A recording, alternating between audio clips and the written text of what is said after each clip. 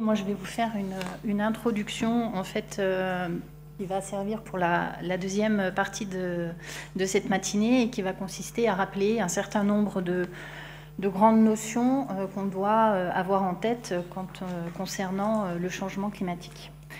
Donc, tout d'abord, ce que nous observons déjà, on a aujourd'hui à notre disposition un grand nombre d'indicateurs qui sont issus de modèles différents, mais tous fiables maintenant, et qui témoignent tous d'un réchauffement climatique. Et ça, c'est quelque chose qui est sans équivoque. Ces indicateurs démontrent que le réchauffement est généralisé à l'échelle mondiale, qu'il est incontestable et surtout de grande amplitude. Mais également que ce réchauffement s'est accéléré fortement à partir des années 1970. On peut voir cette tendance mondiale sur un graphique là, que je vous ai mis qui représente en fait l'évolution des températures moyennes sur la station de Dijon-Longwy sur la période 1959 à 2017. Et donc, on observe en fait le même phénomène qu'on peut observer au niveau mondial, c'est-à-dire une augmentation de cette température moyenne annuelle avec une accélération vers les années 1980 pour ce qui concerne cette station, mais c'est valable également pour l'ensemble des stations sur la région Bourgogne-Franche-Comté.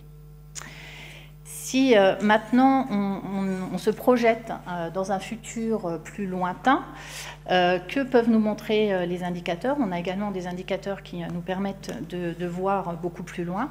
Et donc là, pour cet exemple, on peut voir j'ai choisi en tout cas de vous présenter l'évolution du nombre de journées d'été à l'échelle française sur 3 périodes différentes. Donc une première période de référence sur la période 76-2005, une période à horizon plus proche, enfin, moyennement lointain en tout cas, sur la période 2021-2050, et puis ensuite on se projette beaucoup plus loin à horizon 2071-2100. Et ce qu'on observe, donc, c'est que la carte de France s'assombrit très largement. Donc on a de plus en plus de de plus en plus de journées d'été quand on se projette sur un futur lointain. Et puis si on zoome un petit peu plus sur la région Bourgogne-Franche-Comté, ce qu'on peut apercevoir sur l'horizon lointain, c'est qu'on va avoir, d'une façon à peu près générale, le même nombre de jours d'été que ce qu'on peut observer sur le pourtour méditerranéen, donc actuellement, voire ce qu'on pouvait déjà observer sur le pourtour méditerranéen sur la période de référence 76-2005. Donc voilà, encore un exemple, enfin, en tout cas un indicateur qui nous montre que on va vers, dans ce cas-là, une augmentation des jours d'été, mais de façon générale vers une augmentation des températures. Maintenant, si l'on regarde un petit peu plus précisément pour l'agriculture, quels vont être les enjeux pour augmenter la résilience des exploitations? Ça va être de travailler sur 2 stratégies qui sont complémentaires, qu'il va falloir travailler ensemble. Ces 2 stratégies donc, que sont l'atténuation, c'est-à-dire l'ensemble des actions qui visent à réduire les émissions de gaz à effet de serre et à stocker du carbone, et la deuxième stratégie qui concerne l'adaptation, qui elle vise à apporter des modifications à un système agricole pour en préserver ou pour améliorer ses performances dans un contexte climatique futur qui sera obligatoirement différent du contexte climatique actuel. Donc, si on voit l'importance en tout cas de ces émissions de gaz à effet de serre sur le climat post-2050. Alors, ça a été rappelé aussi en introduction tout à l'heure. Ce que nous montre ce graphique qui est issu des travaux du GIEC donc en 2013, c'est que quel que soit le scénario d'émissions de gaz à effet de serre qui sera effectif dans les années à venir, on observera de toute façon une augmentation des températures. Alors, pour le scénario le plus optimiste, une augmentation des températures à l'échelle mondiale de plus 1,7 degré. Et si l'on se positionne sur le scénario le plus pessimiste, une augmentation des températures de plus 5 degrés, donc ceci à l'échelle mondiale. Maintenant, si on s'attache à regarder quelles sont en agriculture les principales émissions de gaz à effet de serre, il faut qu'on ait, en fait, pour savoir un peu quelles sont les priorités de travail en termes d'atténuation, il faut en fait se rappeler qu'une spécificité des émissions agricoles, c'est qu'elles sont majoritairement d'origine non énergétique et plutôt contrôlées par des processus biologiques. Et donc le vrai chantier concernant les stratégies d'atténuation pour l'agriculture va plutôt porter sur le méthane, sur le protoxyde d'azote et dans une moindre mesure sur le dioxyde de carbone. Donc là, voilà, nos gros chantiers en termes d'atténuation sont posés là. J'ai dit précédemment qu'effectivement, il fallait qu'on travaille atténuation et adaptation, qu'on arrive à combiner ces deux stratégies, parce que toutes les filières sont concernées, parce qu'on a des possibilités quand même actuellement d'adapter les outils de production qui sont déjà existants et qu'on a des leviers qu'on peut mobiliser selon les situations locales. Je ne vais pas rentrer plus dans le détail puisque ça va être l'objet des présentations qui vont suivre. Je voulais juste rappeler en conclusion ce qui a déjà aussi été dit en introduction, mais c'est que la France est engagée dans une stratégie bas carbone donc qui vise à atteindre la neutralité carbone en 2050, que certes l'agriculture est émettrice de gaz à effet de serre, mais que également elle a un rôle important à jouer et des opportunités à saisir pour que le climat post-2050 ne soit pas invivable. Donc des opportunités à saisir en termes d'innovation agronomique, en termes de stockage de carbone dans les sols, dans la biomasse, mais également en termes de production d'énergie. Je vais maintenant laisser la parole à Luc Louis, qui va vous présenter un certain nombre de pratiques et de pistes d'action. Voilà. Merci. Bonjour, donc nous allons parler avec ma collègue Valérie des solutions d'adaptation et d'atténuation. Je vais aborder plus la partie qui concerne les végétaux. Donc on a vu que les nouveaux enjeux imposent des changements profonds, que ce soit en termes d'adaptation ou d'atténuation. Toutes les filières sont ou seront impactées, certaines, d'autres plus. Bon, ça va demander de concilier court terme et moyen terme. Donc évidemment, on va se présenter des solutions qui sont court terme, mais il y a aussi beaucoup de choses qui vont se passer dans le moyen terme. Les choses bougent. En agriculture, les choses bougent et on ne part pas de rien. L'agriculture, à travers le temps, a su s'adapter. Et les leviers existent déjà. Il y a inscrit dans les gènes en fait, de faire évoluer son système. Déjà une obligation pour être toujours là, mais aussi pour y trouver de la plus-value. Donc concernant les productions végétales, le premier levier qui nous vient à l'esprit, c'est d'adapter les espèces cultivées au contexte, et en particulier adapter son assolement.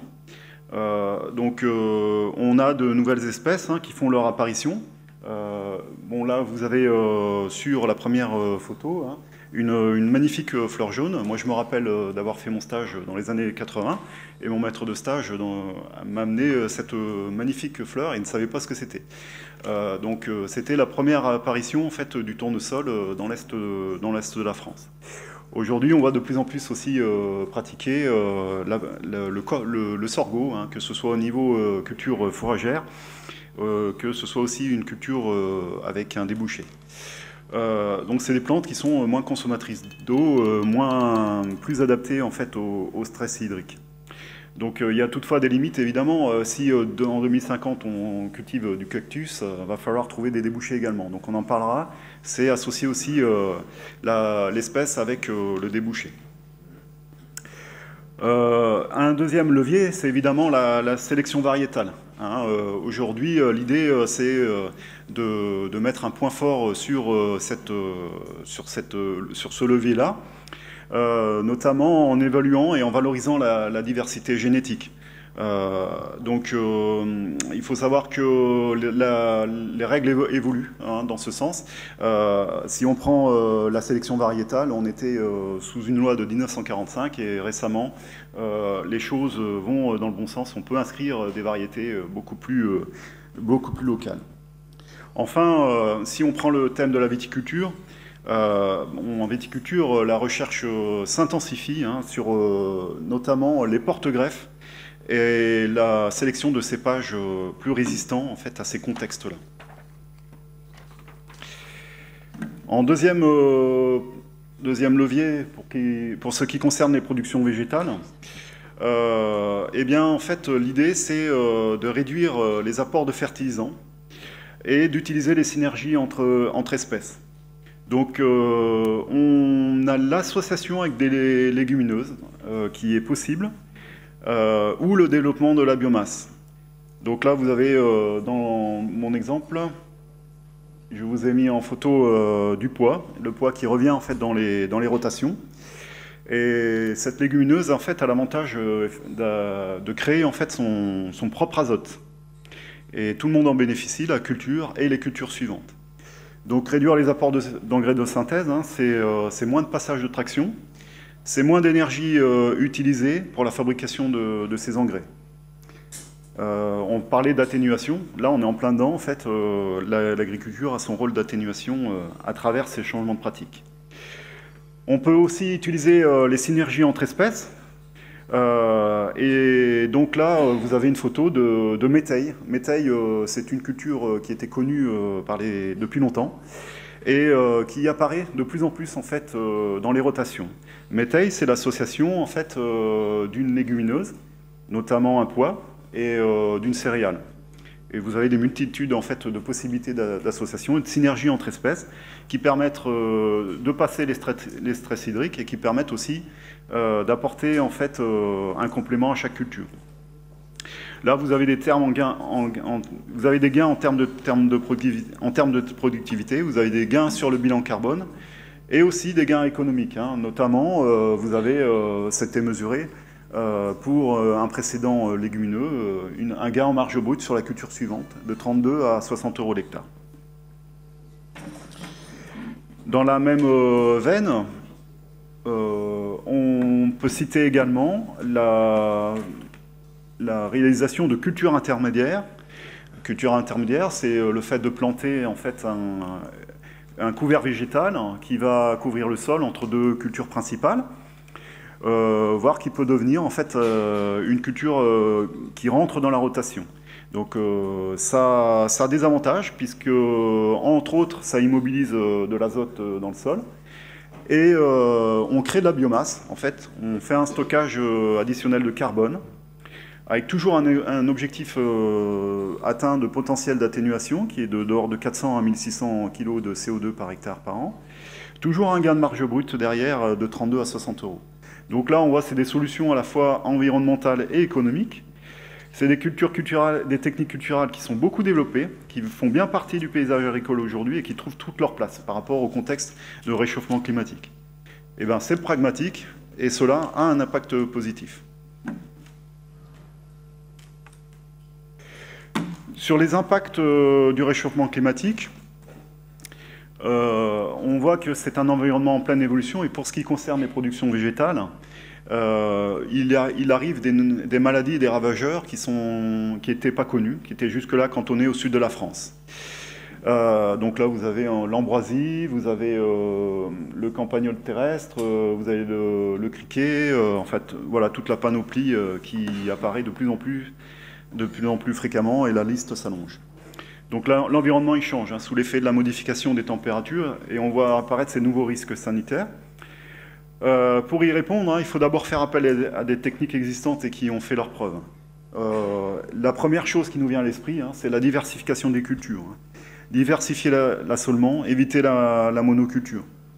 Je peux emprunter un exemple aussi sur l'agroforesterie, enfin sur la foresterie.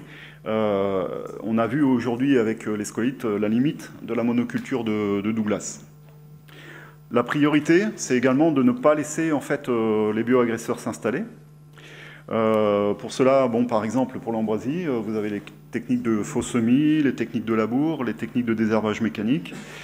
Et quand je dis s'installer, on a tous en mémoire pour le côté arc jurassien, hein, l'arrivée de la pyrale du buis, où là aujourd'hui elle est installée et elle est complètement présente dans le territoire. Récemment, vous avez la punaise du diable. Et enfin, on peut citer aussi la lutte intégrée, en fait, qui est repris en fait aux méthodes AB, hein, et la lutte intégrée sous toutes ses formes, jouer sur les associations et les complémentarités. Donc on avait vu la synergie entre espèces. Concernant les productions végétales, un impact important, ce sont des itinéraires techniques qui sont bousculés. On constate hein, que les aléas climatiques, hein, ils demandent de composer en permanence, soit par le fait qu'on a moins de jours disponibles, soit par le fait que les travaux deviennent plus précoces, soit parce que effectivement on a des décalages dans les dates d'intervention. Donc là, on a déjà un peu évoqué ces aspects-là, hein, c'est l'agilité, la réactivité et l'adaptation permanente qui font que les agriculteurs doivent jongler avec des créneaux de temps qui sont tronqués ou bougeants. Il faut revoir son organisation en général. Donc là, il n'y a pas de solution en fait miracle, c'est revoir son organisation en général. C'est de pouvoir intervenir sur des créneaux de temps changeants qui se réduisent. Donc là, vous avez un tableau qui est extrait en fait du document. Vous retrouverez en fait cette notion de jours agronomiquement disponibles qui sont réduits, voire augmentés ou voire déplacés. Donc il faut, ça passe notamment hein, par des adaptations de techniques culturales. Des semis directs, des autres méthodes de travaux des champs et du matériel adéquat. Il faut augmenter les rendements de chantier dans certaines situations, mais on n'a pas le choix. Si on veut passer dans des créneaux courts, on est obligé d'augmenter en fait, les rendements de chantier. Donc là, trouver des solutions pour que la mécanisation passe vite, soit on s'organise, soit on mécanise de façon différente. Au final, sur cet aspect-là, ça motive aussi hein, pour gérer le risque en fait, en adaptant son assolement. Ne pas mettre tous ses œufs dans le même panier, selon le vieil adage, on va dire. Pour le volet viticulture, qui n'est pas des moindres, l'impact est multiple, hein, les enjeux sont multiples. Et les choses, on le constate, les choses s'accélèrent hein, avec beaucoup de conséquences. Hein. Le cycle de la croissance de la vigne est modifié. Donc on l'a constaté hein, et on l'a évoqué, hein, c'est pas forcément que il y a des choses qui sont liées en fait, au réchauffement climatique, mais la météo reste telle qu'elle est. Donc si la plante pousse plus vite, elle est plus vulnérable en fait en début de saison. Il y a toujours des saisons. Et votre réchauffement climatique fait que le cycle de la plante est accéléré, mais vous êtes toujours soumis à saison avec la vulnérabilité en début de saison. Et ce qu'on constate aussi, hein, c'est des dates de vendange qui sont généralement hein, plus précoces que ces dernières années. Donc face à cela, hein, le monde de la viticulture s'organise. Il faut repenser l'organisation du travail liée à la précocité des travaux. Les précocités des travaux en verre, et notamment pour la vendange, pour repenser en fait l'organisation de la vendange. Certaines fois, il faut carrément passer la nuit, en fait. Donc l'illustration, vous avez des vendanges de nuit, en fait. Et pour éviter la pénibilité et éviter que les degrés soient trop élevés. Donc là, du coup, ça a une réflexion quand même importante sur le réaménagement des horaires. On a un impact évidemment sur la qualité du raisin et sur les processus œnologiques. Donc ce qui veut dire que derrière, il faut revoir en fait les processus œnologiques à travers le choix des levures, le contrôle des températures, les techniques de désalcoolisation ou d'acidification. Et au final, dans cette filière-là, il ne faut pas oublier la perception du produit par le consommateur. Donc c'est un travail vraiment de longue haleine, en fait, qui implique tout le monde.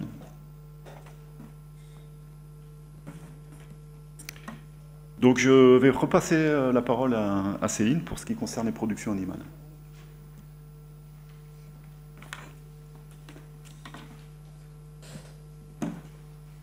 Alors, bonjour. Alors moi, j'ai travaillé plus particulièrement en fait sur la partie production animale et on a pu dégager finalement 3 axes principaux pour nous permettre en fait de lutter et de pallier en fait à ces difficultés engendrées par le réchauffement climatique. Alors évidemment, la sécheresse de l'an dernier, ça a été un choc pour tout le monde et on voit déjà dès cette année la réactivité de certains exploitants qui ont commencé déjà à anticiper pour se reconstituer en fait des stocks de fourrage pour l'année. Alors une des premières pistes sur lesquelles on peut travailler, on a l'impression parfois d'enfoncer des portes ouvertes parce que ça fait des années que l'on parle en fait de travailler sur l'autonomie fourragère. Ça fait des années que, comme conseiller technique, on a ce genre de discours. On essaye d'accompagner au mieux les exploitants là-dessus. Alors, la première chose, évidemment, on dit toujours que gérer, c'est prévoir. Et donc, dans un premier temps, c'est de mettre en cohérence ces besoins actuels et les besoins à venir. Ça veut dire quoi? C'est-à-dire déjà d'utiliser certaines techniques, certains aspects comme réaliser un bilan fourrager en y intégrant évidemment une marge de sécurité plus importante. On parle beaucoup aujourd'hui d'épargne fourragère, se constituer un compte épargne fourrager, ça peut être une méthode aussi.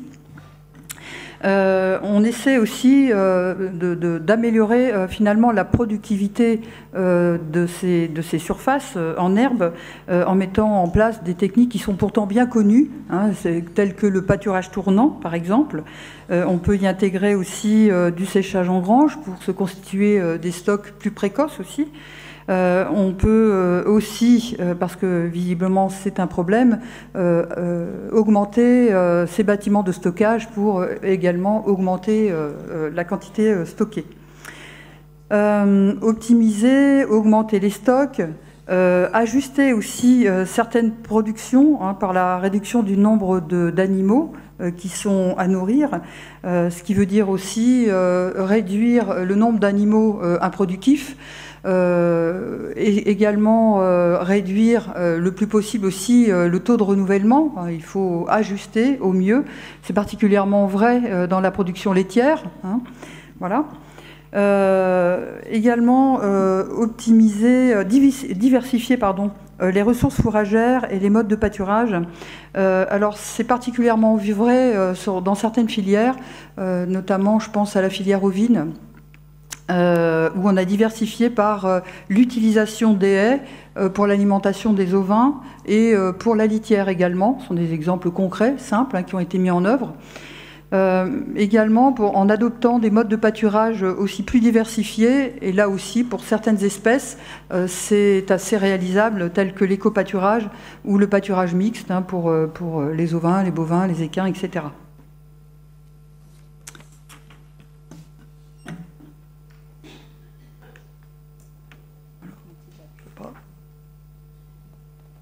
Donc, il marche pas. Ah si. C'est bon. La deuxième piste sur laquelle on travaille, c'est évidemment sur l'approvisionnement local. Évidemment, on comprend immédiatement l'intérêt de l'approvisionnement local parce que, évidemment, on va limiter le transport et donc, évidemment, aussi les émissions de gaz carbone. C'est un peu un cercle vertueux, c'est à la fois on va respecter l'aspect environnemental, mais on va aussi donner un bénéfice et un gain économique. On n'en a pas cherché des appros à des kilomètres, et également en faisant fonctionner finalement les interactions entre filières céréales et filières élevage. On a quelques exemples. Par exemple, pour la production avicole ou pour la production porcine, on peut penser déjà à des échanges paille-fumier, hein, puisque par exemple dans l'élevage avicole, on a de plus en plus besoin, notamment par rapport au bien-être animal, à intégrer aussi des litières paille. Voilà. On pense aussi à améliorer et à augmenter les capacités de stockage pour limiter la fréquence des transports aussi. Et puis, bon, je vais prendre un exemple aussi que je connais bien dans le domaine du cheval. C'est que très généralement, les chevaux sont alimentés avec des concentrés qui viennent parfois de Bretagne ou de je sais pas où. Et alors qu'on a un appro local tout à fait mobilisable et qui sera beaucoup moins cher.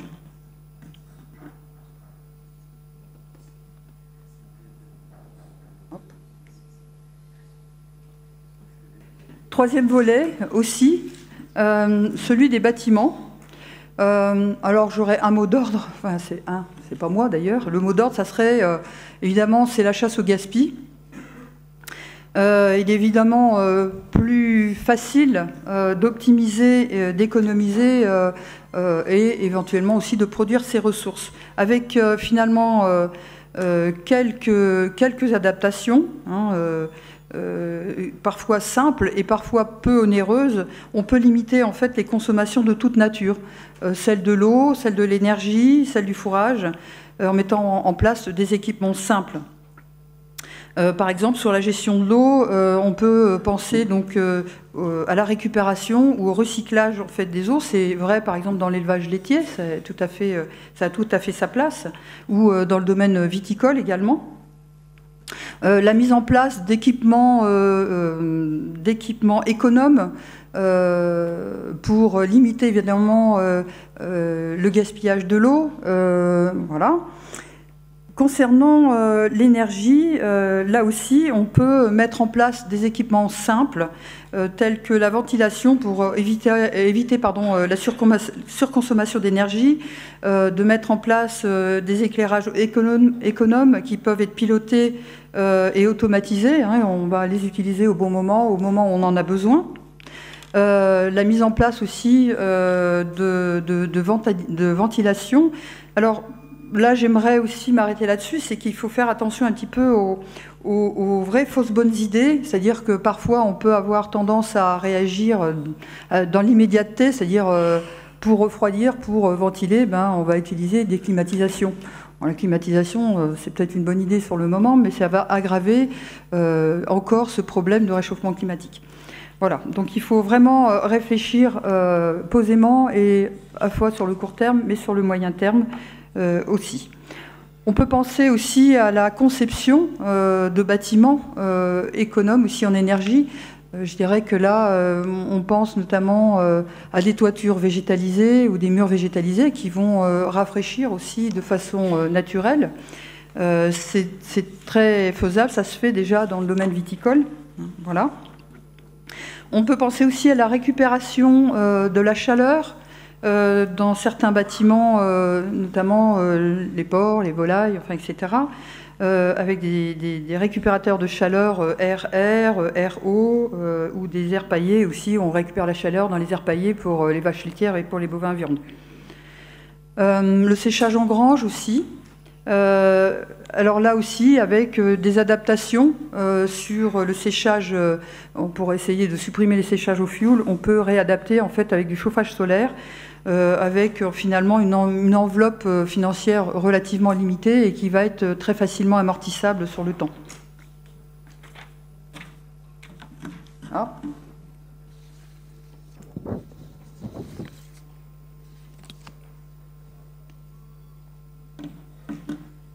Intervenir.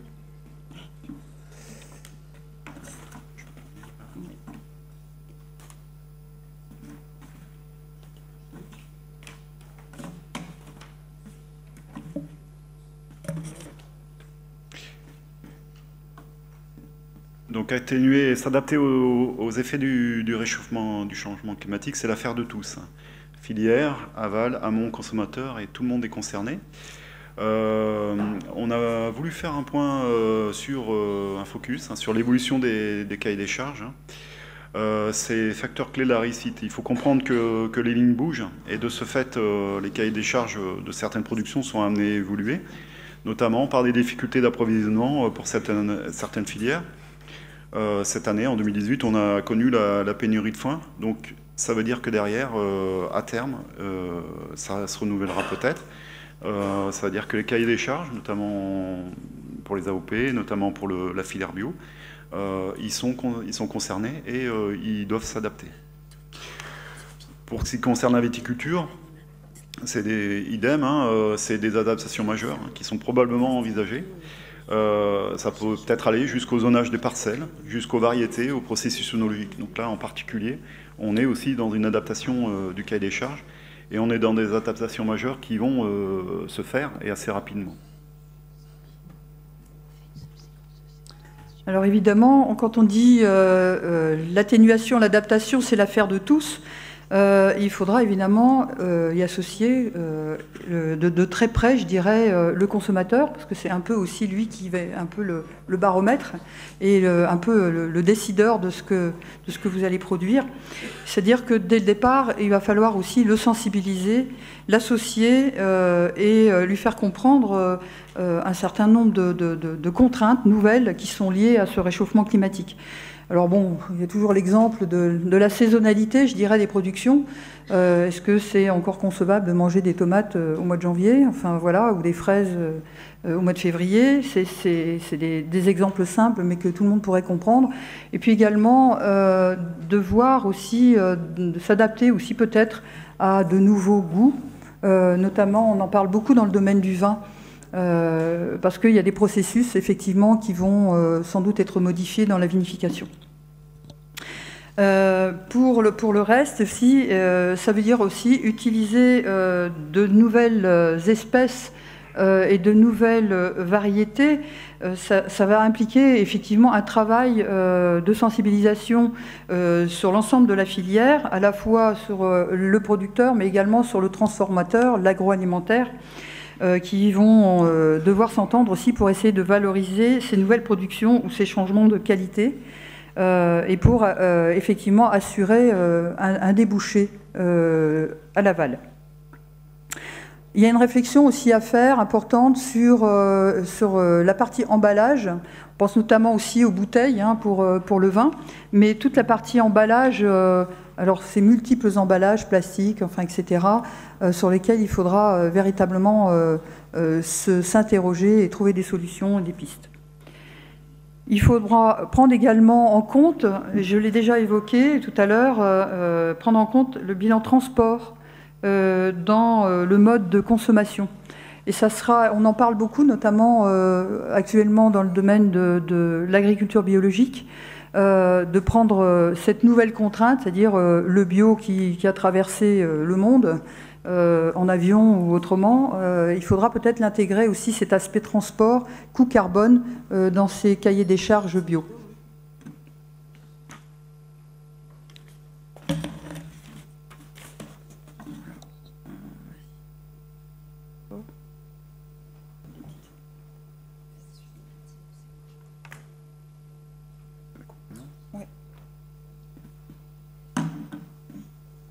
Alors, on a essayé de réfléchir avec Luc, essayer de donner un petit côté un peu positif quand même à l'affaire, parce que bon, on a toujours tendance à virer dans le catastrophisme. Alors effectivement, j'allais dire, l'heure est grave, évidemment, on ne peut pas le nier, hein, on constate en fait les dégâts un peu tous les jours, mais j'allais dire, à quelque chose, malheur est bon, parfois.